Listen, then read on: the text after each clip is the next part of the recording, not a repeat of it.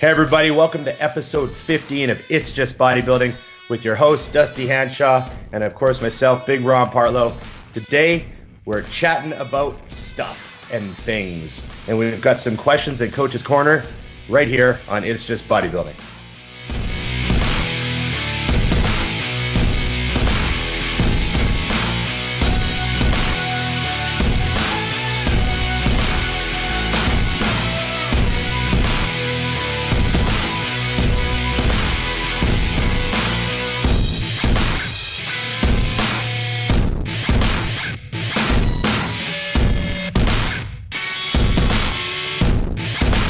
There you go, Dusty. Scott disappears, and you fill the screen. What's up? And Stuff and Things begins.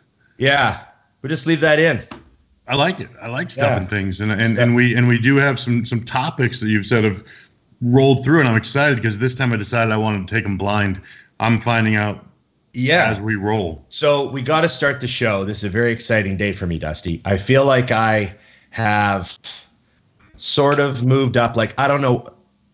As far as YouTube celebrities go, I sort of think I'm like F list. It's a good spot though. I mean, know, F. I mean, I have a letter designation, but it's you're in. Yeah, I'm in. I'm not like off. I'm not like, oh, we don't letter those guys. You know, I get to be in one of the groups, but I think it's like F. Okay, I think I may have moved to D list. Ooh. Maybe. I don't know. You tell me. I got my first story removed by Instagram for violating community service agreements. Really? And what story was this? I feel like a champ. I feel like I'm in the club now. I've never had that. I'm not even an F then. Jeez. I feel like doing something that gets you spanked a bit by Instagram is like, it's like a step up. Well, you're someone. That means they actually saw you. Someone reported you. Right. Did someone report me, or did a bot pick something up? I'm going with someone reported because I want to be a direct hit. So I want to know that you ruffled someone's feathers. So you want to know what it was? Yes. I did the Ask Me Anything, and I got a great response. And I was hammering through the questions, answering as many as I could. And one of them was just a joke from some dude about a really good friend of mine. Right. He goes, why does Aaron have so many chins or something like that? Like, he was making fun of him being like big in the off season. Right. And so I responded. I said, well, the reason he still has chins. Oh yeah. He said, how does he still have chins when he's shredded? Oh, okay. How can he get shredded and still have chins? Right. And I just laughed. So I said, oh, the fat in his face is indestructible.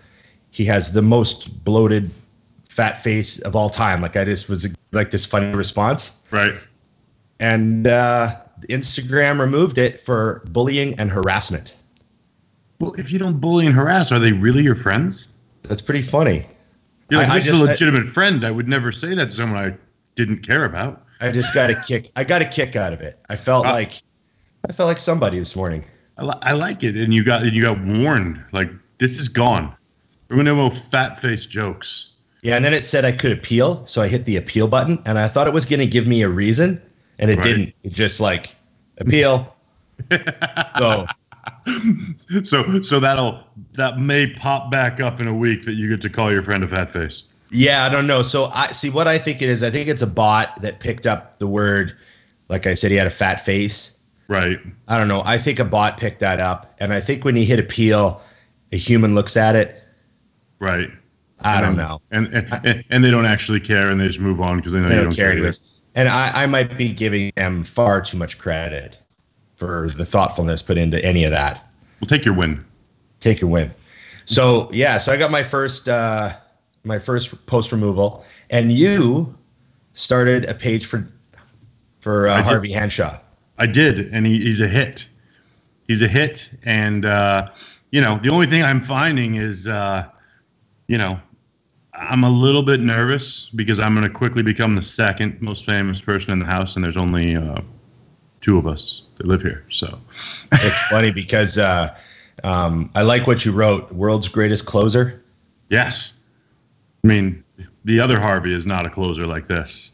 That's funny. Not like this. I was actually talking to Canine Games, and I was thinking, when they're having him trained to be a service dog, they have to have a specific thing they do. And I was thinking, how can I make sure that he utilizes his looks for what I need them for? Right. Approach the right. I don't need you walking up to an old man and wasting your skill. You know what I mean? Yeah, you need him trained on, like, I don't know, you need like maybe a selection of hot girls that he can interact with while being trained. Yeah, and then he knows, like, go that way. Yeah. So I think that we're going to work on that. And Harvey's going to know where the line is from 7 to 8.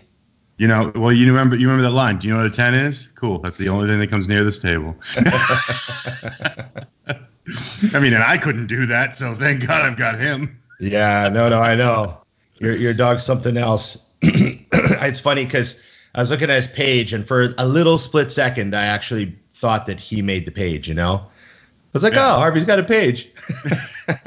He does have his own phone. He was in there in the middle of the night. I'm like, what are you doing? I was really watching who he's been following, too, Right. Killer. You can see the riffraff on Absolutely. the list. I'm overlooking it for sure. Yeah. So what's going on in Dusty's world? We had Antoine last week. We got this week. It's just us. Yeah. Well, it's been good. I mean, I just got back from Vancouver, obviously. Yes. Came up and played at West Coast Iron. Worked for Mutant. Hammered out a new deal. So you guys are the Mutant fans are stuck with Dusty for another year.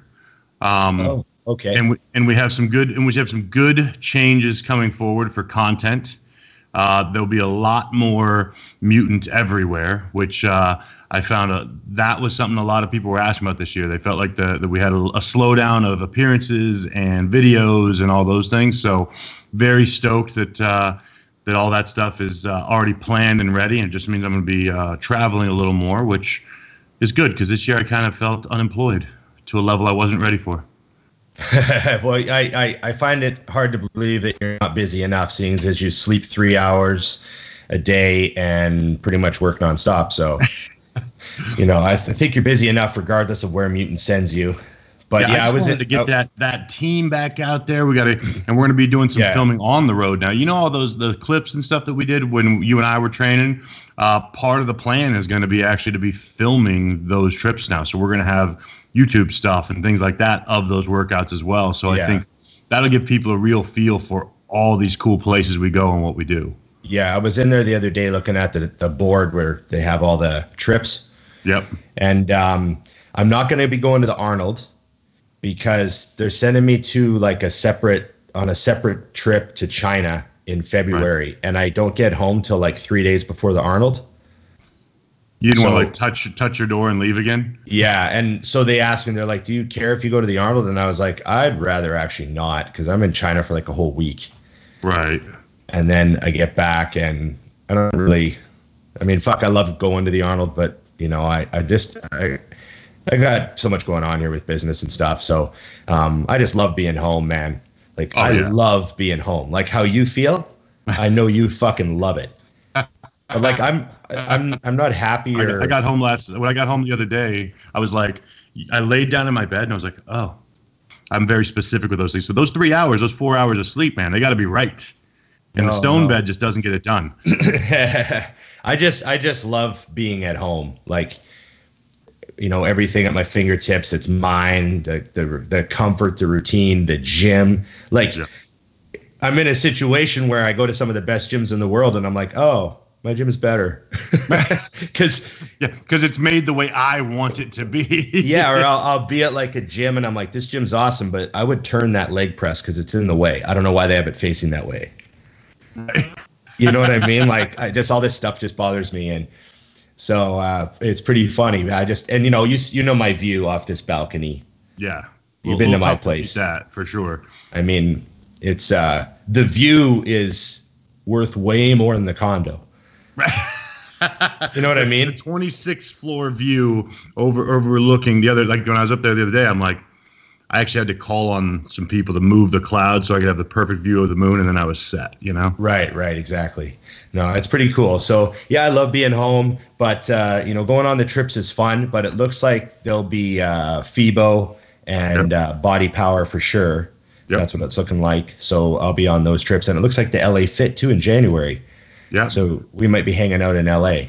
You haven't been, and I've got I got Todd coming up to film that trip. So make sure you're ready to train, and we're gonna have some fun. Okay, for sure. Yeah, we never got to train when you were here this week, which is like the first time ever. Yeah, well, you went off and decided to hurt yourself before I came. Yeah, I got hurt twice in a week. So I'll bring that up next. You know that Hypervolt massage gun? Yes. Okay, now that's the one you have, right? The Hypervolt? Yep. Now that brand doesn't pay you to endorse or anything, right? Nope. Okay. I haven't tried any of the other ones, so I don't know which ones are like supposed to be the best. But that Hypervolt is awesome. Oh yeah. I think every bodybuilder should just, and I'm not saying you have to get that brand. I'm just saying that brand's been awesome for me. But everyone should have one in their gym bag, man. And so I pulled my pec, and it was real sore. And I tried to train some chest last week, and I just did some real light pec deck, and did like a plate and a half on the Smith. And I was like, oh, man, it's pretty sore. You know what I mean? Yeah. And I hypervolted the shit out of it, like every single day. I'd put it in like a stretch position and hypervolt across my pec and then underneath the pec, and try to get like up into the armpit with it, and all through the collarbone and the shoulder and the bicep tendon, and just fucking, I had to recharge it like twice because I trained it like I used it a lot. And then I went in yesterday and just bam, like everything back to normal. No problem. Yep. No problem. 100%, you know, put some heavy dumbbells up on the incline. Didn't even remember it happened. By the time we were on. I'm surprised how many people, when I tell them about that, because I've got the Hypervolt, I've got Theragun, so there's a lot of them. Right. The Theragun's like $700, the Hypervolt's like $350 US. But what's funny is how many guys are like, oh, that's pricey, and I'm thinking, you're gonna buy one. Yeah. Ever, probably. And they even have a warranty on all those and things like that on those. And then you're thinking, if you understood, like I've told guys when I'm telling them to buy it, I'm like, buy it. And even if you're tight on money, I mean, say, get it, buy one. Once you've had it for a month, you will realize you would have paid double without blinking. Yeah, easily. I use it on leg day the most. Mm-hmm. So before I train legs, I'll do my quads, my hams, my glutes, my hips, even my calves. Or get everything open without stretching, because as we know, obviously everybody knows you don't stretch statically before training. Muscle. Yeah. You know, you just as I'm warming up, I do some light stretching to get just like usually moving my hips and stuff. And I do, before I load my quads, like when I'm doing the warm up weights, I make sure I can get my heel to touch my glute on my left side. Mm-hmm. So I stretch enough that my heel can touch my glute, and then I'm like ready to like load it. Right. Yeah, I do flossing for that instead. That way it's not a static stretch, and with the whole idea of weakening the muscle a little bit before you train. So, but that takes a little more effort, busting out all the bands and all that shit to do it. Unfortunately, Indy's got an area that's kind of reserved for that. So, right. Clogging up the gym with your bands and stretching all over the place. Your big ass laying in the middle of the turf.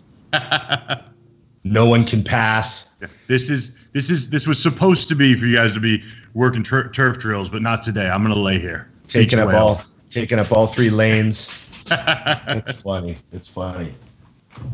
My dog wants him to come and say hi, so I'll let him mull around my feet. He knows Harvey's on the other end somewhere. Oh yeah. I'm fired up, dude. I'm like ready to know. Oh, the topics. So one of them is I got some non-bodybuilding stuff. Run. Is that okay with you? Absolutely. So one of them is I got Disney Plus. Oh boy. So basically now between Netflix and Crave and Disney, I'm back to having cable. But a fraction of the price. Still probably about the same total now. What's it add up to now? I saw a joke the other day. It was Netflix $9.99, Crave $9.99. Good, Disney Plus $100, HBO this, blah blah blah, and then it said porn stars on Snapchat, on their private Snapchat, $2,340, and then it said this is supposed to be cheaper than cable. It was funny. Yeah. So no, it's I got Disney Plus just so I could watch The Mandalorian, the new Star Wars TV show. Oh, okay. So we get that, and now I realize what I've done. Emily realized all the Disney movies are on there, right? She's like, "Oh my God, you got Disney Plus. Oh, we have to watch Lion King. Oh, we have to watch Land Before Time. Oh my God, we have to watch all these." You now have children without children. So I now have children without children, and the funny thing is I haven't seen a lot of them. Okay. So I haven't even seen The Lion King. So Man. There's a little bit of a positive there because I was gonna say these are classics. I mean, so you're not gonna be disappointed that you watch The Lion King. I promise. So yeah, but it might take all the movies that I want to watch and sort of just push them to the side for a little while. We have to have this Disney binge. Yeah. Well, at some point she's gonna leave town, and now you need to get off the Disney Channel and get focused. Lock yourself in the house. Do what you need to do. Right. And roll. What are you watching right now? I'm on Billions right now. Oh yeah. Yeah. So okay. I told you I got addicted to that. And that one, it's been out for a minute. So as always, I like to wait until they're kind of rolling. But it's another sleeper where the reason I like those shows is because I don't want to wait for the next episode. A, I'm not watching live TV, but B, I don't want to wait. But on the downside is when you get yourself slipped up into a binge on accident. I had a night last week where I was like, I'm a little tired, but I want to be really tired when I go to bed. So I'm just going to watch one episode. Oh, shit. Then they hook me at the end. And I'm like, we just gotta watch the beginning of the next one so I see what happens here. Then 3 hours later, you're like, I really need to go to bed. Yeah. Harvey's gone, And I'm like, oh, shit, it happened again. I'm not smart enough or disciplined enough to just do the right thing and walk away. And I think because the way my brain is wired, I have to know. And I know I can know. It's not like live TV where I'm like, man, I really wish I could watch that, but there's no option. Now it's like, man, I really wish I could watch that. And if I was an adult, I would go to bed, but I'm a child, so turn it on, click. Yeah. I watched, I did 10 episodes of a show in a row once. Like, it kept asking you, are you really still there, loser? Get a life. Yeah, no, I did 10 episodes of a show once, and that was the worst I ever did in a binge. But they assumed you were living in your mother's basement at that point. Yeah, and it wasn't a short show either. It was Battlestar Galactica. I was on whatever season, and I was just fucking hooked. And I stayed up till 6 a.m, pounded 10 in a row. You watched the sun come up. Oh yeah, I couldn't stop. And then you hit that point of no return where you're like, oh well, now this is just a good story. Yeah, I'm in too deep now. It doesn't matter that I'm a loser. I must keep going. Like, it doesn't matter. My whole day's fucked. I have to go to bed and sleep till 2 p.m. So I'll just fucking, That's terrible. Just give up. Yeah, I have only done that one time. Was that bad? That's cool people going to nightclubs. It's us watching television. Oh. Yeah. We don't have to do the walk of shame, though. Exactly. But yeah, that's we just finished season 7 of Homeland. Right. And I love that show. So that was a good time well spent. But I don't miss having cable at all. I don't miss when I'm at the gym and I look up at the TV and I see, the football game. Yeah. And then they go to commercial. I just I'm almost whoa, I notice the commercials. Yeah. Immediately check out. Why would anyone do this? Yeah. I'm just wow, that terminated my interest. And I can't wait for the commercial to end to come back to the, I just don't care anymore. Supposed to be watching. Yeah. Yeah. It's just funny what they do to me. So they stand out when you don't have cable, and you don't watch normal TV. It's not even just that. It's, skip the recap, skip the intro. Let's go. You know what I mean? Yes. Oh, yeah. Skip the end credits. I just watched that 3 seconds ago. I don't need to watch that. I don't need an intro. I know what I'm watching.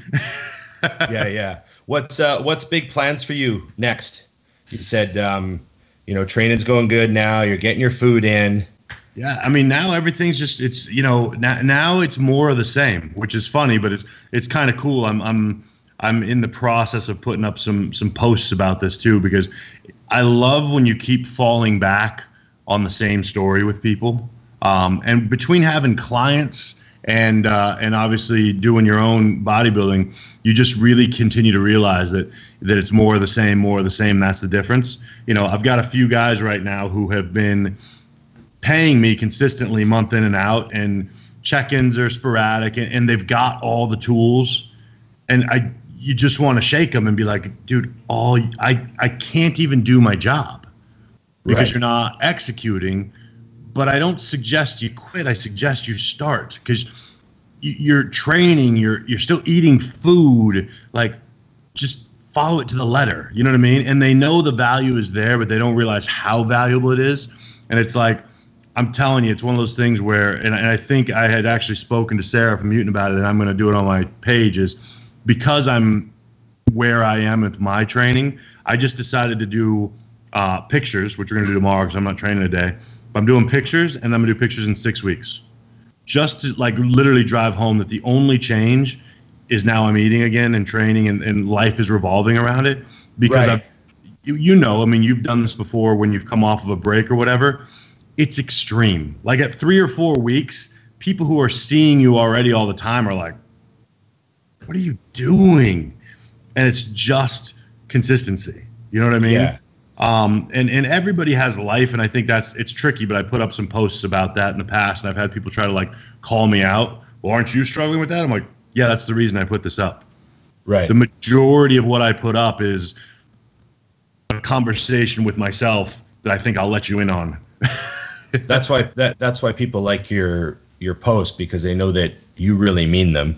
But that's one of the kind of the keys to, you know, just being genuine on IG, you know? Right. Yeah, no, for sure. Well, and they need to see that it's cool if you slip up, but don't ever, like, what worries me is when guys make those slip ups, guys and girls, and then it's like they think they can speed the process once they're ready to get their shit together. Right. Well, should I up the dose on this? Maybe I should just eat a lot more now. I'm like, no. Just follow the plan. It's funny. I'm gonna read an email. The guy's name is Trent. He's just this dude. This email was just one of those good ones when you get some feedback from someone that you helped. Yeah. So this guy isn't my client. I just did a one-off plan for him. Like, he sent me everything he was doing. Right. And he sent me pictures and some videos, I think, too. Mm-hmm. And I just went through and like crossed stuff out and added and changed and just built right off of his current situation and sent it back to him. And man, I don't know. That was in June. Okay.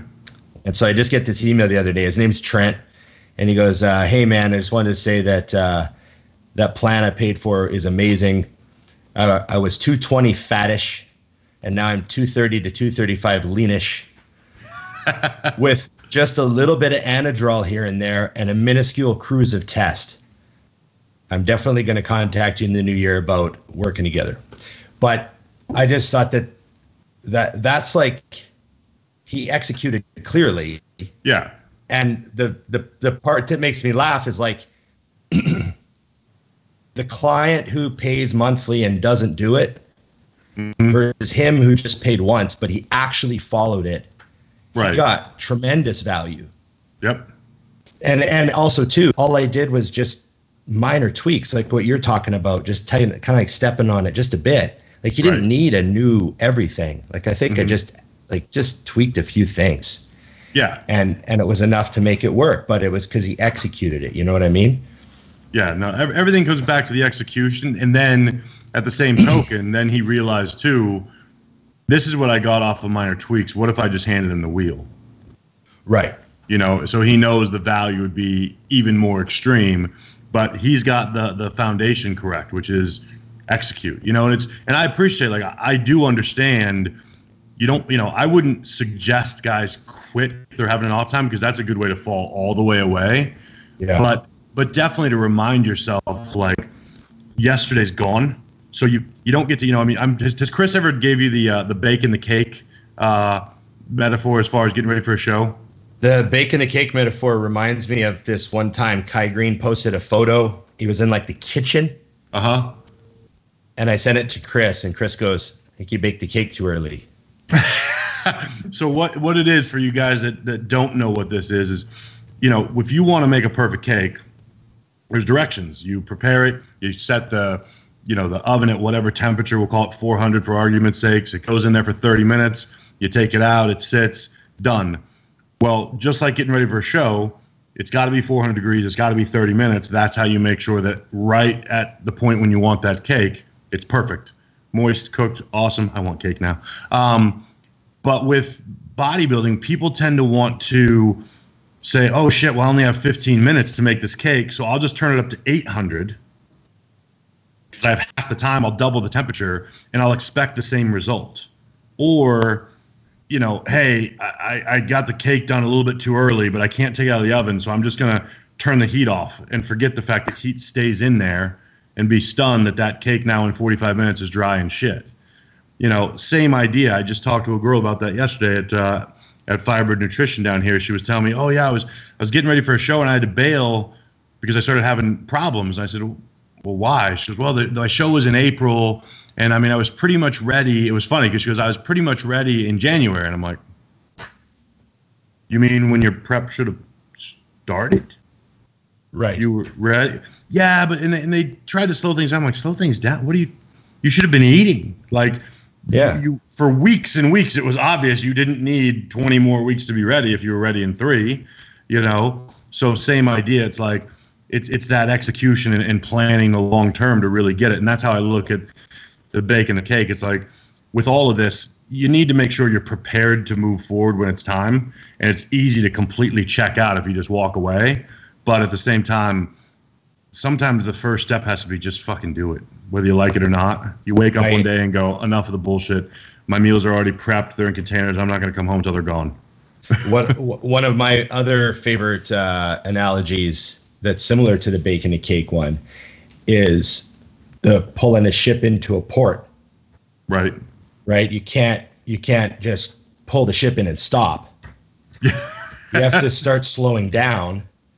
Sometimes you even put the engines in reverse. Yeah.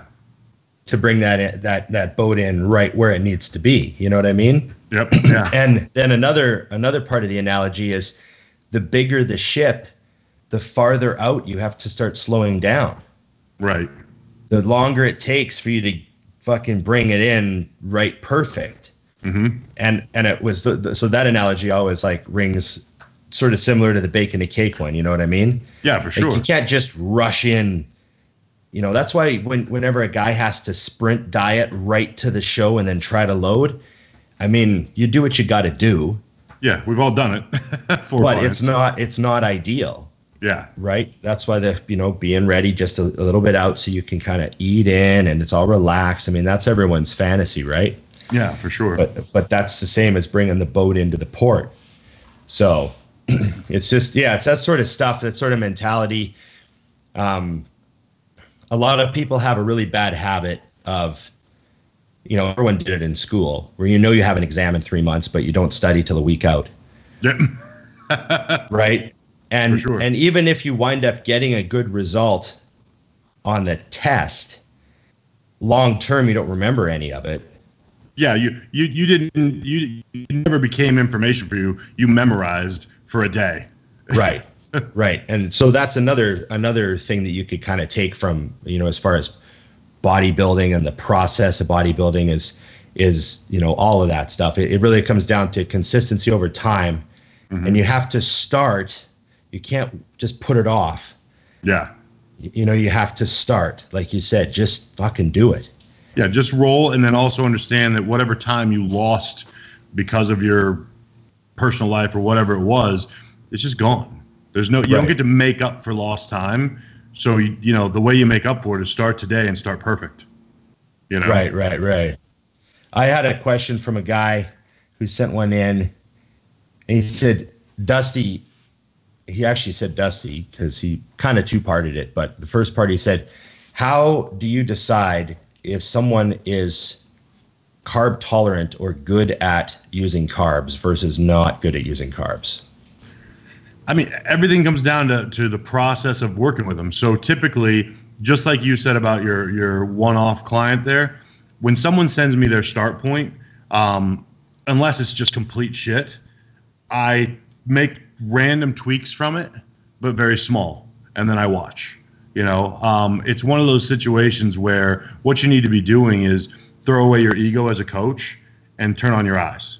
You make an adjustment and then you watch. You make an adjustment and you watch, and you also understand that nothing is permanent. Like I don't like to handle things like if someone's a carb guy or a fat guy, because it depends on the year, what's going on with them. I mean, just how things shake out. I find that a lot of coaches, if you handed me 10 of your clients' diets, there's a good chance that 6 of them are going to be along the same feel, and there's going to be 3 or 4 that look like a totally different person wrote them. It's all based on what the client's body's feedback is. So I tell that guys all the time, I mean, occasionally you get lucky and you write a program out the gate and it's just working and it just seems to continue to work to the point that you start to I've had a few guys where I literally tell them 2 things. Number 1, this doesn't always happen. Number 2, I'm not being lazy by not changing a routine, but why would I? Yeah. It's killing it. And I know you paid twice now and I've changed nothing, but what I have changed is you. So let's call that a victory.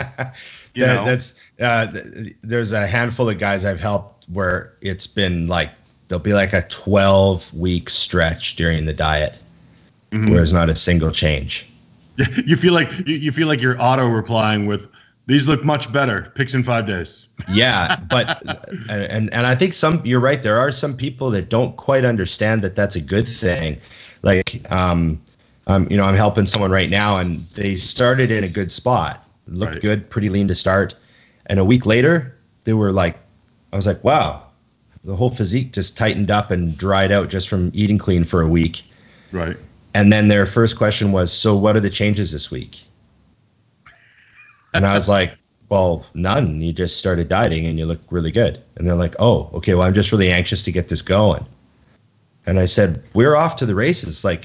It is going. Did you know? This is going. Compare those 2 pictures side by side real quick. Yeah, this is clear. You clearly hardened up in a week. You're in rather good condition for off season. Right. I was a little nervous about the timeline because it was 15 weeks. And then when I got the photos, I was like, oh, let's do this. So I said, I'm not worried. You shouldn't be worried either. This is great. Yeah. And then the end of the second week, I was like, hey, so any changes? What are the changes? And I was like, it's only been 2 weeks, and just you're killing it. Right. But so some people have that, and I'm not sure if maybe it comes from a previous coach where there was a lot of changes all the time, or just a previous prep where there happened to be a lot of changes. They needed changes, right? So it's nothing against the previous coach at all. It might have been the way that it just had to be. Yep. But you have to understand that sometimes that's not how it goes at all. Yeah, and in a perfect world, man, I would take that every time. It's just, we're not that lucky to nail it that way. It's the same with training, and I know we've discussed this before. I offer to clients on the regular, hey, if you want new training, I can write it because it won't hurt them. I mean, I think as long as they're training hard, cool. But based on your change your physique, I don't need to. So your choice. And I have some clients that are like, fuck no, I want to leave it. I'm hitting my stride. And I have other clients yeah, I get a little stagnant bored. I'm like, okay, cool. You know what I mean? Because either works. There's, it's just understanding that sometimes something has to change. And then sometimes it's like, well, what do you want to do? Everything's cranking along. We don't need to. The only thing I won't change is under no circumstance would I randomly change a diet when things are working. Because it can only go one way, and that's worse. Yeah. My training partner, I help him with his diet, and his weight was a little bit stuck. And so he sent me his diet, and I was like, this is lots of food. Why don't you just start having a cheat meal every day? Right. Yeah. You don't need to add, I don't think you're already eating so much food, 2 cups of rice per meal and all that. We don't need to add 400 grams of rice. That's not going to do it. Yeah. Why don't you just dirty up your diet a little bit? Just get some calories in there, and 2 weeks later, he's up 5 pounds now. He's no fatter. I was gonna say it's a good 5 pounds. Yeah. Yeah. It's just, so that's just that's keeping it simple, in the off season. And, I get a lot of guys, young guys, messaging me about macros. Mm-hmm. And I totally get it. And I think that knowing your macros is awesome. Like I've always known, even before we even use the term, like the term macros is a new term to like use in this way. But even back in the 90s, I knew how many grams of carbs I was eating. Right. You know, we just called it grams of carbs. We didn't say macros. Yeah. It's like, so I always knew how many grams of carbs I was eating, but then I would eat over that. So I would, in the off season, I'd say, okay, I'm going to have like 600 carbs a day, but then I'm also having that one meal. Right. Yeah. Which is 300 by itself. Yeah. So like that's about how accurate we were as far as counting everything back then for off season. We were totally aware of what our meals were set at, but then we threw in the dirty stuff to like push the calories up. But we didn't worry about knowing the exact macros of that meal. Well, I think that's the problem though, is everyone is so urgent about with the wrong things and then not patient with the right things. Like, you know, everyone wants the result as soon as possible. But really your urgency should be within the day to day. Like you said, I get asked all the time, what are your calories at? I'm like, I don't know. I've never added them up. I mean, I could, but I don't care. Because what I know is I know what I eat every day. And if I'm not seeing visible change in a month, then I got a problem and I need to make a change. I don't really wait a month. But, you know, and that same rule applies if you said, okay, I threw in that one meal a day when you were trying to grow. Well, if you started getting too soft, you'd be like, okay, either I need to tone that meal down or pull it out a couple days. Your base is still your base. That is perfect. You know exactly what it is. I think where people get sloppy and they get confused is if I ask them, what's your diet? And they have no clue. Because every day is random and every meal is random, and it's like, oh, well, then you're just not bodybuilding. You know what I mean? Yeah. You've got your 4, 5, 6 meals that you know exactly what they are, and the big meal that you just have. You know what I mean? Yeah. And that's to me, that is organized. You know, you still know exactly what you're eating. Right. Yeah. Yeah. No. Totally. Yeah. It's funny how we hammer home the same stuff. And you made a comment a little while ago where you said, you know, someone might ask for a new program if they're getting bored. And I was going to say, I don't think a program from me is going to help them if their problem is boredom. Because I'll be like, do these exercises because they're awesome. Right. And get strong. Yeah. and that's like, always the thing. Just strong at these. Yeah. Yeah. Like, you know, get strong at reverse grip pull downs or whatever the fucking good lat exercise is for you. Get strong at, you know, like, you know what I mean? Yeah. Just get strong on your key exercises. But yeah, getting bored is another thing that comes up sometimes. And I just never had a problem with that. I mean, I obviously had a tolerance for the process of bodybuilding because I did it for so many years, but boredom was never part of the equation. I never ever got bored. I mean, what goes through your head when people say that? Well, I know I'm wired really fucked up, so that's the first thing. Because to me, what makes bodybuilding fun is the scoreboard. I love tracking my numbers because I get to know, like in a game where, you know, I mean, for example, I'm just now getting back really into the flow and nailing stuff. I'm not going to know what I change as far as my final look until July. Well, I'm patient with that. But I like the fact that tomorrow when I go to the gym, if I beat all my numbers from the same workout from 2 weeks ago, then I have a win tomorrow. Black and white, best workout possible versus I trained hard. Like I hate things that are gray. Right. Hard, what does that fucking mean? Like, was it the hardest you've ever trained? I'd rather say I was the strongest I have ever been in my entire life on that movement. That is black and white. You know what I mean? Yeah. And I like that. You know, I mean, to me, scoreboards are life. Like, I just want to know that I won today. And that's what takes away that boredom because I'm sure you've done it where you've got a rest pause and, you know, you've done your first 2 attempts and you're dead even with last time. I know what you mean. Now it's like a goddamn emergency that you get this rep. You know what I'm saying? Like, you must. And if you don't, fucking day is shot. I mean, like, right. If I have, which I thank God, even through all the bullshit, my training is always solid. But I mean, if I have a bad workout, like, my day is garbage. I remember an exact set that you just described. I was really big into doing rest pauses, and I was on the leg press for a while. Right. And this was back when I was competing. And I remember I was obsessed with getting to a certain number on my rest pause. Right. And there was like 2 weeks in a row where I got like 12, 6, and 4. Right. For my rest pause, right? So what's that? That's 22 total reps, right? And then use those numbers as an example. But I remember what happened. And then I came in one day, and the carbs were down a bit because I was like dieting, and I didn't want that number to go down. And I wound up getting like 10. And I was like, oh fuck. And then I remember that urgency, like the whole world just stopped. Right. And I went to like that next level. And then I pounded out 8 to make like 18. Yeah, you're back to your even point. Yeah, and then I pounded out 1 more rep than the week before, and I wound up with a total of like 23, say. Right, yeah. On the last one. And I couldn't believe, but it was just that set was like the whole world. Yep. And I was so obsessed with not getting weaker. Right. Because I was like, I can't get weaker. I can't get fucking weaker. And then I wound up getting stronger technically because I got like 1 more rep. Right. And I remember that changed my whole prep. Right. I remember I just like all of a sudden I was like, I'm not losing muscle.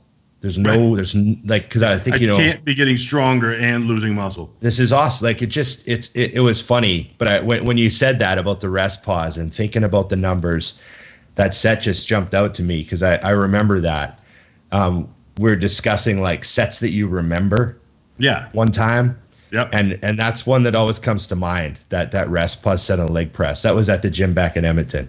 But I'm a firm believer in that though, because in maintaining your strength and your dieting, because I was taught, and I teach it to everyone I work with now, you have 3 reasons to either add or hold muscle mass: food, training, drugs. Well, in the off season, I go without or very low on the supplement side because I got a shit ton of food and my training is absurd. Then when and there's times where the gear comes into play as well, but I spend a lot of my off season on TRT. But then when you get into diet mode, it's like, okay, well, the food's gone. The supplements are there. The food's gone. The training has to stay there. You know what I mean? It has to, because if all of a sudden you let yourself become a candy ass, well, now there's no food and there's no training. The drugs ain't that strong. You're going to lose size. I mean, so there has to be, don't get me wrong, at the very, very end, you have to be understanding what your body's capable of. But I have a lot of guys that they're like, oh, well, I mean, they'll tell you, well, I knew going to the gym because you just lowered the carbs. I'm like, bullshit. Yes. Because you're cardiovascularly in better shape. The urgency of the show that is 6 weeks away is bearing on you. Your training partners are pushing you. Bullshit. I don't want to hear about your body doesn't know about those carbs. Your brain does. Stop it. Right. You know what I mean? I just, because it'll be one of those things where like you change their diet today. Well, I was a little tired. Carbs are really down. So you just had 500 carbs like 2 days ago.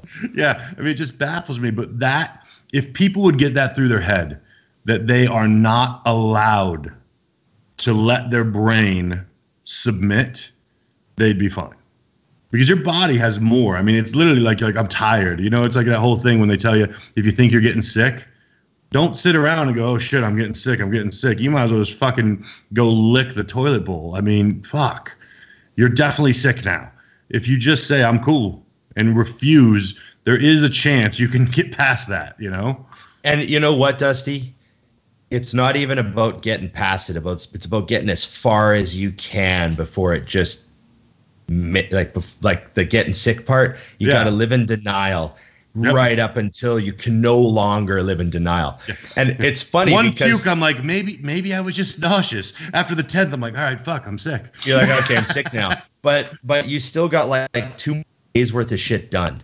Yep. No, I agree with just that. Submitted. And it's bodybuilding to me was, I always had this sort of thing in my head, like, I don't know, I knew I wasn't gonna be Mr. Olympia. I just knew that wasn't in the cards. Right. But I always had the mentality of, I'm going to take as many people down as possible. Right. And to do that, that's the mentality. Like, you remember, what's that football movie with Al Pacino gives his speech, Game About Inches? Yep. Any given Sunday? Yeah. That's the speech, man. It's a game of fucking inches. Yep. Like, you have to kick and claw and fight and scratch for every inch. And that's what prep was when it came to my strength. I was like, I'm going to fight as hard as I possibly can to keep my strength. Yep. Like, it's going to be the non-focus. And it's not about doing singles and triples. I don't mean that. It's about, like, my 8 to 12 rep strength. Yeah. You know, like the weights I'm training with at 325 pounds are going to be the same fucking weights I'm using when I'm 265. Right. And like on the just caved in face. That's the goal.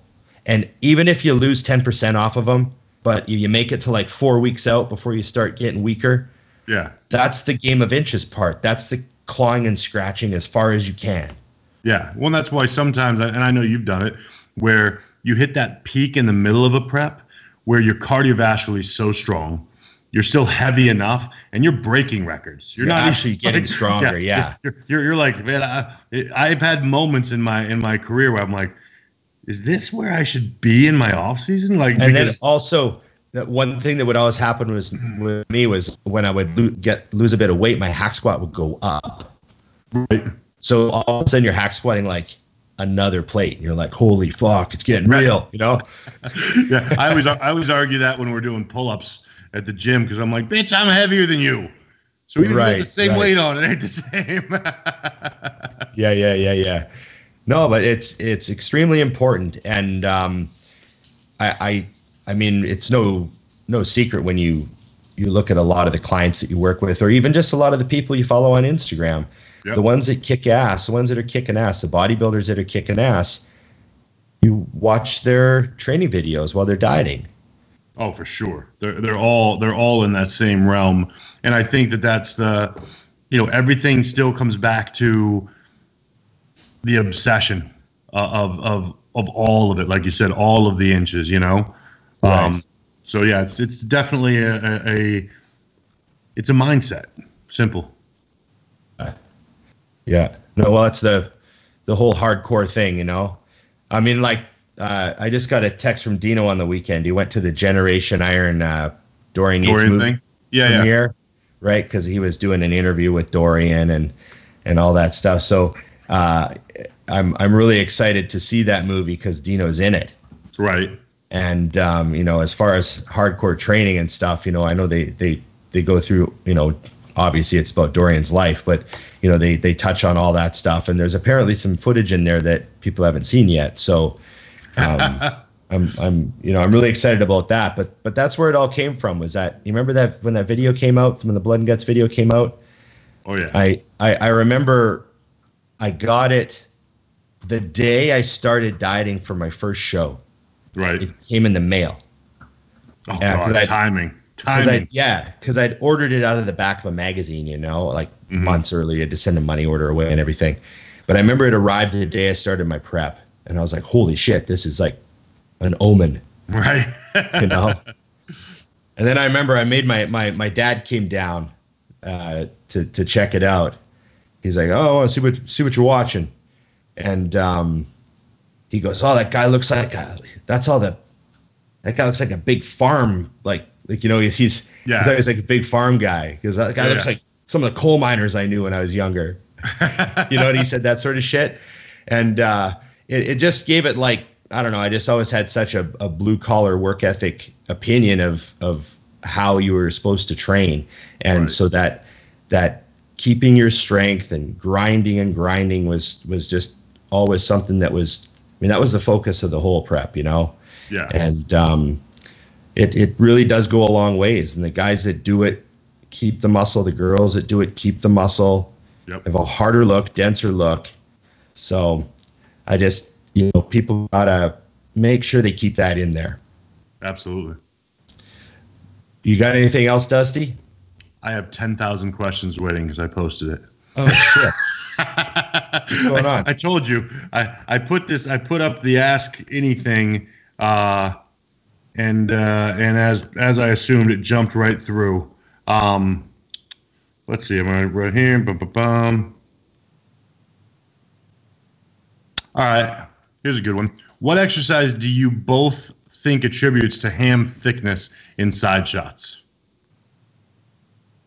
Well, I don't really think that way. I think that you get the hamstrings bigger or you don't. Right. And if you genetically have a bit more muscle belly to the hamstrings, or maybe you have more adductor, so you're able to push your hamstrings out more. Right. Those are all things, you know, the genetic predispositions, obviously. So if guys don't have a lot of hamstring drop, I'll actually tell them train your adductors more. Right. Yep. Because then you can mash them, push them out, you know? Yep. So if you want more hamstrings in the side shots, you know, I would say it's just, you know, stiff leg deadlifts and heavy leg curls, and then also train your adductors. Yep. No, I agree with all of that. And then the only other thing not on actually size, but a thing that a lot of guys screw up on is when you're hitting your side shots, don't fire your hamstring. Oh yeah, you got to let it relax. Yeah, let it hang. By definition, squeeze your glute, but don't squeeze a ham. And you'll see guys do that all the time. They're firing the hamstring. And it's like, well, by definition, that's contracting. Yeah, it's going to come up and flatten out. And I know like Ronnie Coleman used to do it, but his hams were big enough that they still had like depth to them, and they were all shredded up because he was flexing them. But no one else looks good like that. Yeah, no, you let that hang, and it's actually weird because you got to work your mind-muscle connection to be able to fire your glute without firing your hamstring, and that's stuff that guys don't play with enough. Is that I'm huge on is practicing being able to fire individual muscles and not just when posing. You know, can you fire your hamstring sitting in a chair? Can you, get your adductors to tighten sitting in a chair? You know what I mean? Like that kind of stuff where your brain can just connect with individual muscles. Totally. I think number one gets to posing, but also gets to your training where you can tell exactly what's moving. You know what I mean? Because I think, like you said, a lying leg curl, it's an obvious choice for a movement, but I'm blown away at how many guys have no idea that their hips are getting involved, their glutes are getting involved, their low back's getting involved because they're not paying attention to what's moving the weight. Yeah. You know, when I was younger with DC training, a big thing is dumbbell lying leg curls. And I remember doing dumbbell lying leg curls, like 110, 120-pound dumbbells. I had no hamstrings to be seen. And now you get a 70 in there, and it's burying me on a rest pause because the only muscle working is my hamstring and maybe my calf to hold the fucking weight. You know what I mean? Right. It's understanding, like I said in my post today, it's not just doing the exercise, but what's doing it, how you're doing it, you know? Right. Those are the things I would pay attention to on, like you said, and it's not about getting hamstring hang, it's about getting a bigger leg. Yep. Yeah. For sure. Some guys are just lucky. Not everybody's Tom Prince. Bastard. Okay. And I already know the answer, but this is a good one. Best exercise to separate the shoulder from the tricep. Well, again, it's not an exercise. Go ahead and yeah. What you need to do is you need to get the shoulder bigger and you need to get the tricep bigger, and then you have a deeper groove between them. You know, if your shoulder and tricep are small, you're not going to have much separation. But if your shoulder and tricep get bigger, now you've got separation. So, I mean, if you're looking at that, you're looking at. I think a lot of overhead tricep stuff is great for tricep size because that's where you're in the deepest stretch. And you're stretching the long head of the tricep because it crosses the shoulder joint. So, and that's the biggest muscle in your arm. So if you really need your triceps to get bigger, you should do heavy overhead dumbbell behind the heads or rope or something behind the head where you get a stretch. And then if you're trying to get more of the tricep separation, then you would want bigger rear delts. Right. So make sure you're training your rear delts, because that's a body part that a lot of people just can't fire correctly, or they just, the lats are doing everything or whatever. So examine your rear delt training, look at your tricep training, and get those muscles to grow. And, you know, I guess depending on your level of development, maybe get a bunch of massage through the tricep and rear delt area. Like if you're shredded and you have like deep separation on one side and none on the other, then maybe there's like adhesions or something. Right. So there could be some, like, you could get some tissue work or something. I don't know the status of the person asking, but that's all I can think of. Yeah, I think the only thing I would add to that's a possibility, and I actually haven't seen this person's pictures, but could just be body fat as well. You know, my triceps and shoulders You're fat. are wacky looking when I'm in shape, and then in a tank top right now, it's like, yeah. you know, there ain't much separation in a fat muscle. You know what I'm saying? Fat covered muscle. It's actually one of the only things I get any credit around the house for when I get leaner. Emily will be like, "Oh, you've got a shoulder tip separation." Like, she noticed. She thinks it's hot. Yeah. So you know what's the problem with me is I'm wired so backwards. When I hear that, so you're saying I was fat before? Right. I know I was, but you're not supposed to say that. Yeah. All right, got another one which I think that you will have some input on. Second torn meniscus in the same knee. Any chance of growing legs with this reoccurring problem? Well, I mean, just depends on how much pain he's going through. I mean, I know guys that have torn meniscus and it just kind of bothers them on certain things. So I don't quite know like how fucked he is. But I mean, it's just all about how much pain he's in, because, you know, if you're trying to train in a lot of pain, your muscles aren't going to fire correctly. You know, you have that nervous system that, you know, it tries to compensate and shit, and that muscle's going to shrink. But if you can, whatever he has to get done to get the pain gone, whether it's a surgery or scope or whatever the fuck they do. But yeah, I mean, of course you can get your legs to grow again. You have to figure out why you keep tearing meniscus, though. Are you doing stupid shit? Are you playing soccer on the weekends at 275? I think that's a factor too, is if it's not working the way you're doing things, start kind of widening your stance of what else you can do. You know? I mean, I think that's one area where people, if you've got a torn meniscus, you know, it's like that conversation we had last week. If something bothers it, then you can't do that anymore. But trust and believe in our gym era, there is something that can replace or do its best job at replacing everything in the gym. Right. You know, so you got to find, like you said, find a movement that doesn't hurt, that you can go through a full range of motion, that you can get a deep stretch on, and then you can get blood in the muscle. Then, you know, of course, if you're eating everything else correctly, yeah, you'll still grow for sure. Yep. For sure. Do you got any more of your topic ones?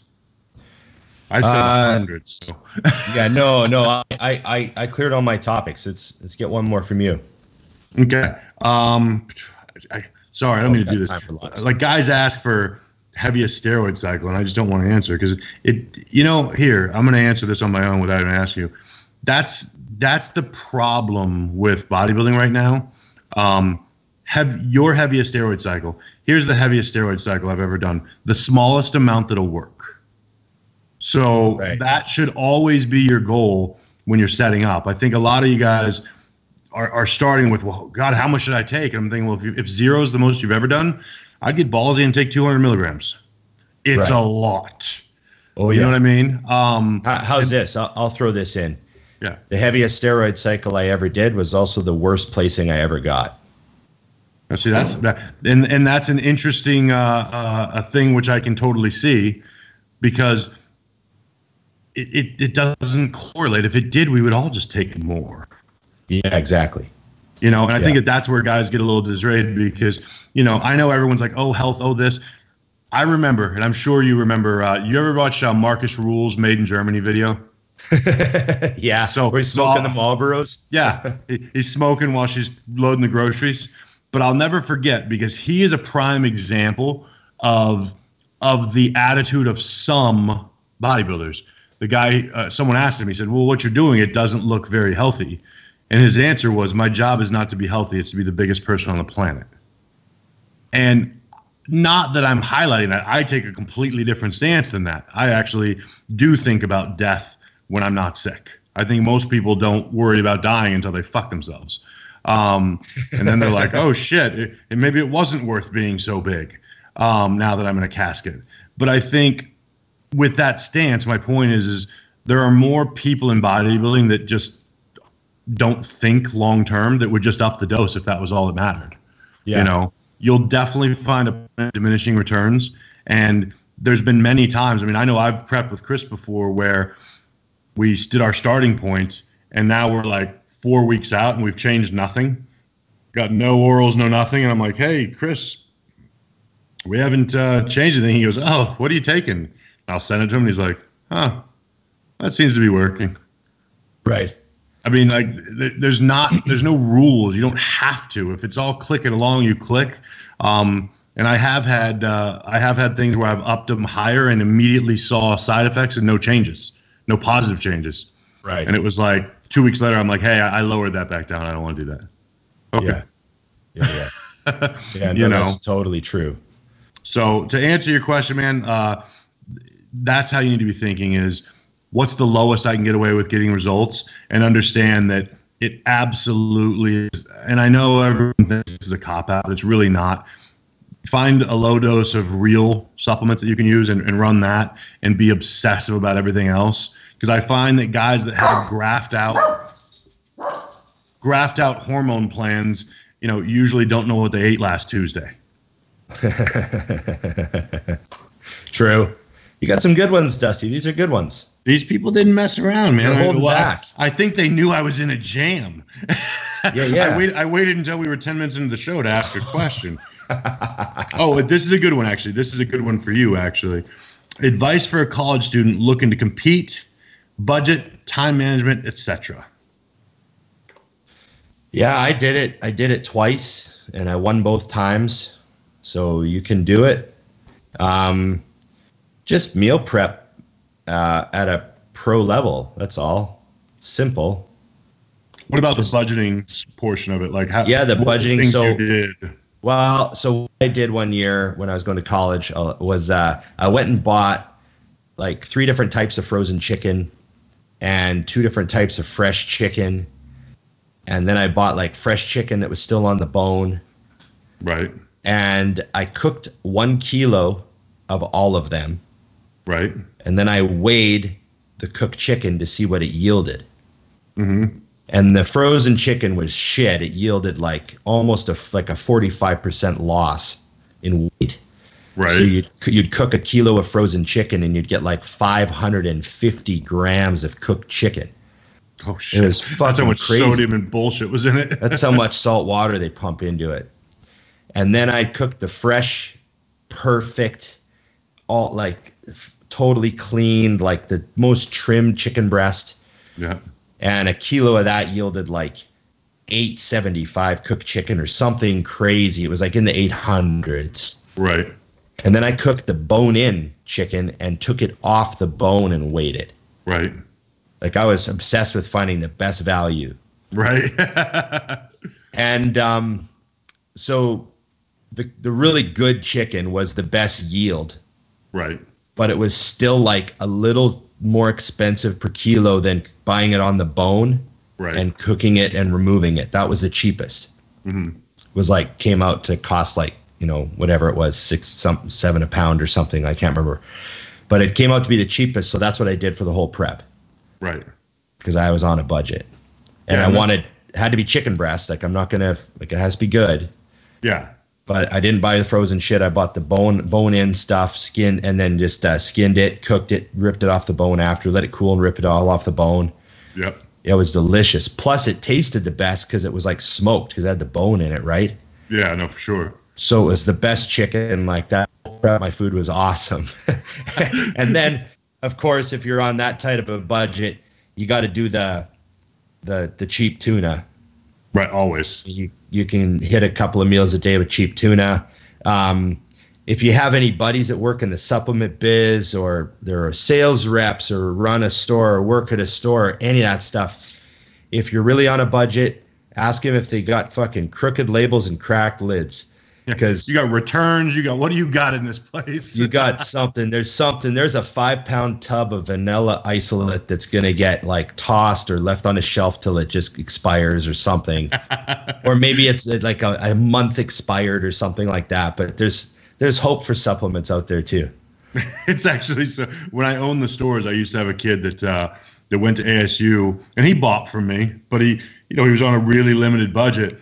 And one time he came in and he was like, is there anything I can do around here to like make some money for some product? And I'm like, he's a hustler. Like, I was like, I'll think of something. You know what I mean? Like, yeah. Like, so I'm like, oh, like I pay a guy to clean the windows. So I'm like, can you do a perfect job on those windows? All right, do that, do this. And next thing you know, I was like, all right, grab any of those 4 proteins, Yeah. Good to go. So. No, you're right. I mean, it's creativity and it's the discipline, like you said, because the lazy person would look and go, oh, the frozen one's the cheapest. Right. If it costs the least, and it's like, well, actually, it's double. Yeah, it actually costs you more because I was eating a lot of chicken that prep. Fuck. I get burnt on chicken, so I know all about it. Here's a good one, which I like. Is there truly any money in bodybuilding anymore? Keep it real and blunt. Well, I mean, yeah, there's some. I mean, what does he mean in bodybuilding? Like, well, I think that, I mean, eating or just in the industry. I mean, there's money in every industry if you have knowledge or expertise or you produce something that someone wants. There's there's a lot of different ways to make a living. I know the key to me making a living is just multiple income streams. Mm-hmm. I know that's how bodybuilding works. You got endorsements, you got coaching, you got this, that. It's how you have to do it. Look at all the guys that are successful at it, like John Meadows or guys like that. He's got his website, he's selling this, selling that, supplements. So yeah, you just got to be a hustler. The money just doesn't come to you anymore for being good. No one gives a shit if you're good. Yeah, I think that's the big factor right there. Is a lot of guys, I mean, number one, I think this is the only sport, and obviously I played hockey and I've got friends that are professional football players. This is the only sport I've ever heard of where the very first time someone starts to get ready for a show, they're like, yeah, I'm going to be a pro. Like you're 26 minutes into your first prep and your goal is to play at the highest level with this. And then the next skewed thing is when they turn pro, everything's going to change. And it's like, well, I just told you it's hard to become a pro, but I'm also going to tell you in the same sentence, there's a lot of people who have pro cards that their career ended the moment they got them. Yeah. And like you said, the big factor is the fact that you can win shows doesn't matter because I mean, you can go make money winning the shows, but I always chuckle, and I hate to be the asshole that points it out, but it's like, you go get third place or for example, last weekend, I know Eddie, my friend, he just took, not Eddie, who was it? Ann, took 5th at the show of the weekend. He made $1,000. Well, his hotel costs more than that. His flight over there costs more than that. So it's like, you need to be creative with ways to make money. Unless you're Sean Roden or Phil Heath bringing in $400K at the Olympia or whatever the hell it is now, there's not real money.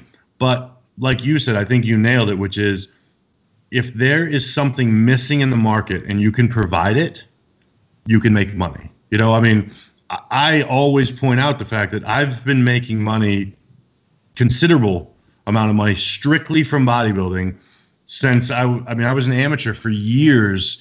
And I mean, I think people would be shocked to know what I was bringing in a month from sponsors. Right. And why were people watching it? Number one, not because they thought I was going to win the Olympia. And number two, when I did turn pro, I had people following me for years who didn't even know I wasn't already a pro. Yeah, that's funny. So the things that are in people's head that matter on how to make money are laughable. I know a lot of pros that are much better than me. I mean, much better than me at bodybuilding. But I guarantee you they would trade bank accounts in a heartbeat. Oh yeah, there's guys winning shows that like don't own anything.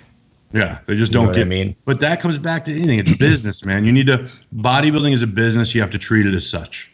You know, if you want to be great. I mean, Dana's interview, I thought it was so phenomenal. Like, she's in prep for the Olympia. Well, everyone wants to hunker down and go old school like Dorian and disappear into the shadows and come out.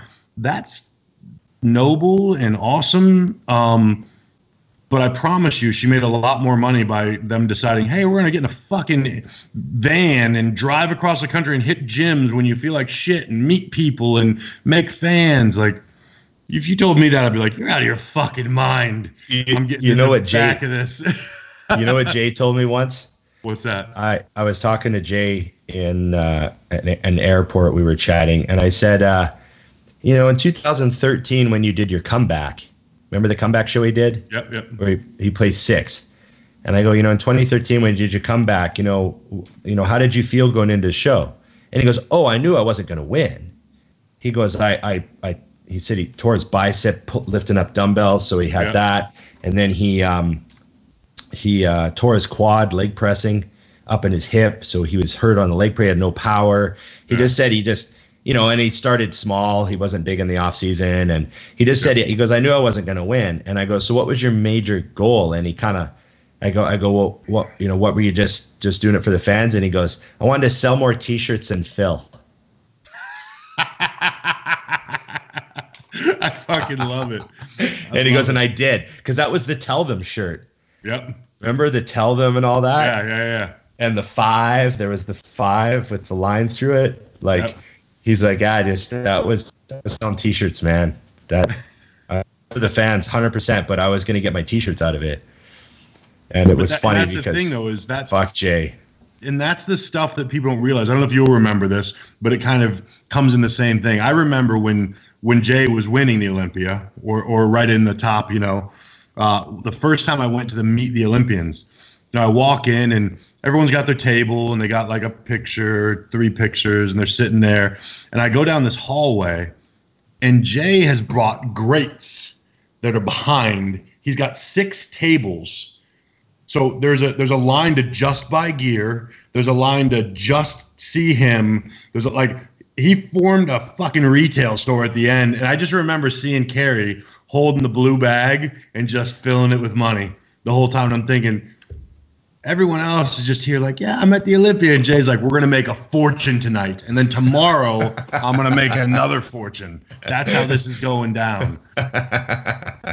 But again, that's what I mean by, is there money in bodybuilding? There's money in everything if you can figure out what it is you can bring to the table that people want. Well, Gary Vee says anything can be flipped. I agree. So that means there's literally money in anything, because anything can be flipped. So you are correct. Facts. So yeah, I thought that was a good question though, because I think that people are still stuck in the whole, like, you know, I can only imagine how my meeting would have went this weekend on my contract. If I was like, well, what do you mean you want me to do stuff? I'm Dusty. I'm cool. Yeah. Go home. You're not that cool. Yeah. You're not that cool.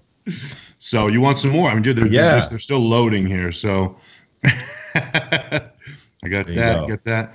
Here's an important one. Is it possible to grow off cycle? Now, I know this person, so he does use, but he wants to know if when he's off, can he still grow? Certain circumstances, yes. I'd say you'd have to be like a little bit newer to everything. Maybe you didn't hit your, you know, natural potential yet, so you go off and you can still make some gains. You know, there could be the illusion of making progress. Like maybe you've been eating like shit and you clean up your diet and you start nailing everything, and all of a sudden your workouts get better and you're like, oh, I'm growing off cycle. Right. But it's just that everything's supposed to be that way to begin with. Yeah, I think you nailed exactly what I wanted to bring up, which is my answer to that is yes. But the reason my answer to that is yes is because drugs hide mistakes. Right. So guys go on a cycle, their eating is off, their training is not as hard as it could be, and they're seeing change anyways. The key is, though, is if their foundation was on point, if they were OCD about the diet, OCD about the training, and then they threw the drugs in, the changes would have been more dramatic. So what I do with clients when they first come to me, first thing I like to do is depending on where they're at, either TRT or off. And I say, cool, we're going to figure out what makes your body tick on this. Yeah.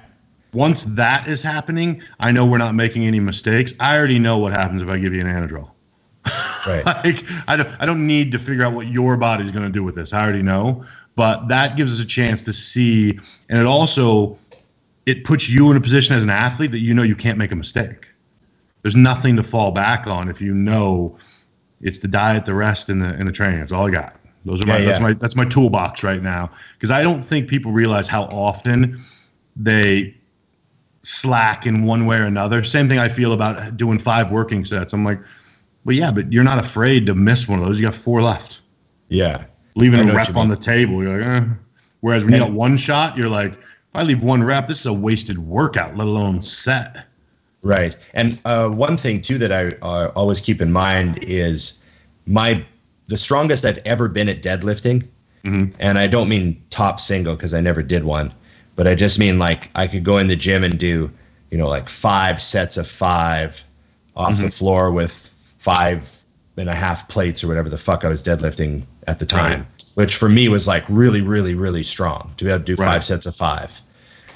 I think it was 5 sets of 5 with 5 plates and like a 5-pounder. So it was like 500 pounds. Yeah, he wanted the even 5. Yeah. Anyways, I think that's like the strongest I've ever been on deads. But that was at the end of a 16-week cruise. Right. Because I was deadlifting 5 sets of 5 every week. So I got better at deadlifting. Yeah, you became a stronger deadlifter, not necessarily stronger on everything. I got stronger at deadlifting. But the fact that I was on a 16-week cruise and I was taking 200 every 10 days, that was my cruise. Right. So, you can still get better at stuff. Your whole physique might not get better, but, maybe spend your time. Another thing is you could spend your time focusing on something that's positive. Right. Like I was focusing on getting strong at deadlifting because I thought it'd be kind of fun. Right. Take my mind off the fact that I was like, off everything and, didn't look as good. At least I felt strong, That's what t-shirt season is for. You're fine. Yeah. Exactly. No, man. Yeah, you got one more? Like I said, man, they keep rolling. That's the beauty of the IG question. Is all I got to do is hit refresh to see what we have. I didn't realize you were such a goldmine for questions today. Okay. This is just a direct one to me, but I can knock it out quick. Someone asked about my shoulder surgery I had in the past and what was the injury. So I had, and this is awesome. You got a great scar for that too. Yeah, it's a beauty. I wonder if I can show it. Let's see here. Look at that. So what's funny about this is if I tell an ortho what they did to my shoulder, now they cringe. Why would you do that? So I kept dislocating my shoulder from fighting in hockey, and I was funny because I started keeping score on how often it would happen because it would go in and out during a fight, so I could feel it popping in and out, and I dislocated it over 30 times in 2 months. So basically, think of all the tendons and everything in there just floppy, you know what I mean? So what they did was your short head of your bicep is connected to like this little bone about like this long. They just cut that off and put it into the shoulder and drilled it in so it was now locked into place. And they're like, there, now you won't have any more dislocations. It's like, but my bicep is permanently different. My range of motion in that shoulder is permanently different. Right. So what was funny was I went through the process, got the surgery done, and the plan was to go back to playing hockey. But the problem with hockey is whether I'm fighting or playing, I don't know where your body is going. So it was sore as soon as I would do something. So what was interesting when I got into bodybuilding, people, when they hear the story, like, oh, well, how can you bench 500 pounds or do this? It's like, yeah, but I know where the bar is going. So there's no pain. The muscles are moving and everything's fine. If I'm fighting you, you're jerking all over the place. I don't really know where you're going to go. And the problem wasn't during the game. It was the next day. You'd wake up and you're like, oh, and mind you, I'm 19 years old and it felt like it was 85 in the morning, right. I played one game after the surgery and I knew. I was like, shit, I got to get a job. Really? Yeah, no, I just knew it was like a light switch because the type of player I was definitely bull in a china shop. So it's like, I'm not skilled enough to do it the other way. So I guess I'm done. Wow. So you're the short head of your bicep, the inside head of your bicep. Yep, has been moved. That's what holds your shoulder in place. Yeah, well, the bone that it's attached to, they just slid that up and then drilled it in. So I got this nice little bolt essentially hanging out in there, holding that in place. So, but that's what's funny because now I've told current people and they're like, oh God, because obviously medicine changes at ridiculous speeds. Yeah, they would never do that now, but you also wouldn't go undo it because now I'm not playing. It doesn't matter.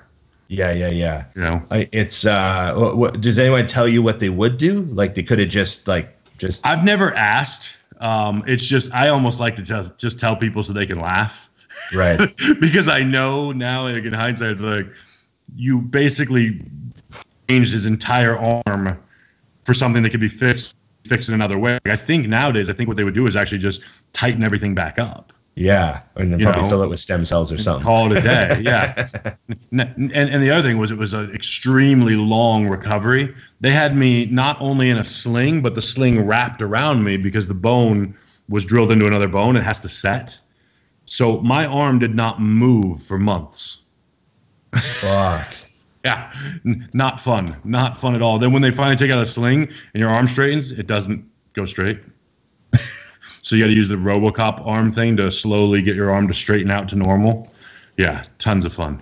So is there, I've trained with you and it appears like there's nothing you can't do. But is there anything you can't do? So we found, like, for example, I really love behind the neck presses on a Smith machine. But we found that because of that, it will always aggravate something in my trap. So finally, and it'll actually impinge my shoulder joint eventually because I move around. So Jason, my PT, was like, could you knock that shit off? Because it's really not necessary. Right. So I don't do those anymore, which sucks because I know it's not a healthy movement, but that's one of those movements, man, I could just feel. I do behind the neck press, and I'm like, where did it hit your shoulder? All of it. Right, I could do those and go home. You know what I mean? Okay. Good workout, 5 sets. Yeah. Oh, so, man, that's that. Okay, that's crazy. I knew you'd had your bicep moved over and stuff, but I didn't know that they had you wrapped up for that long. Oh, it sucked. Fuck. Yeah. Not a good time, And now it's funny, I go into bodybuilding where the fact that little tweak in my bicep being different wouldn't matter in hockey. Now I'm like, great, my shitty body part. Now you fucked it up too. But Thanks. Your biceps look the same to me. They won't now. When you see them, you'll go, oh, that one is even worse than the other one. Hard to imagine one could be worse than the other when they're this bad. Oh, man. Well, we managed to do an hour and a half, buddy, around there, It's not too hard to do. We do when people give us the right topics, we can run with them. We do our best. Yeah, no, I'm looking forward to. We have a guest next week. An awesome guest next week. Awesome guest next week. He's a good friend of ours, so that'll be a great one. And then we have another episode with us, and then we have another. Probably will be a huge guest for us. Oh, for sure. Booked. So we're very excited. We're booked ahead. There's no scrambling for guests. It's really lining up good, Dusty. This is adulting. That's what we're doing right now. We're executing. Good enough, man. Yeah, no. Happy to get another show under the belt. We'll have to see if we can maybe get another female on before episode 20. 'Cause, we keep getting requests. Yeah, but it's got to be the right one at the right time. Well, we got a few. We can pull it off. Done deal. Okay. Any final words? Same as always, man. Consistency over time. Thanks for you guys catching up with us, watching, and please continue sharing what you're liking and also making requests because that's where we get all of our decision making is you guys telling us, oh, that sucked. Don't do that again. Right. Yeah. No, I like hearing that. Sometimes, and like we've talked about this before, we've done some episodes where we were like, fuck, I don't know if that was any good. And then we'll wind up getting like sometimes better feedback. Yeah, apparently we have a skewed understanding of what good is because the only 2 episodes where I was like, I felt like we did one just you and I remember both of us being like, oh no, and then it got huge reviews. I'm like, oh, Sweet. Yeah, people were saying, "Oh, that one question you guys did was amazing, and that it was just funny." So we really appreciate the feedback because typical bodybuilders were our own worst critics. I think that's, you know what I mean. And it's even hard to watch the episodes back sometimes because you just things make you like fuck. So we rely on hearing from you. I was listening to my training partner. I was let him bring it up. If he doesn't say anything, it was bad. Yeah, episode will come out Wednesday, and if he hasn't mentioned it by Friday, I'll be like, so like, how was the show? No, he'll always say something by like Thursday. He'll say, hey, show was good, Thank you. Yeah. Okay. Awesome. Thanks everybody. Remember, it's just bodybuilding.